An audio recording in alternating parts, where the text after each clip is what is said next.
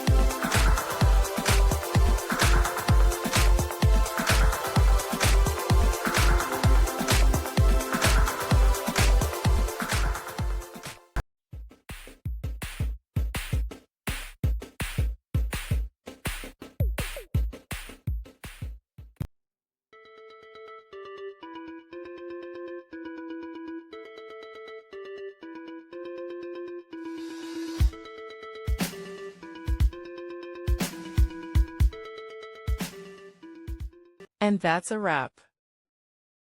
I hope you found the answer you were looking for. If you did, take a second to hit that subscribe button. It really helps out. And let me know in the comments which solution worked best for you. See you next time in the debug zone.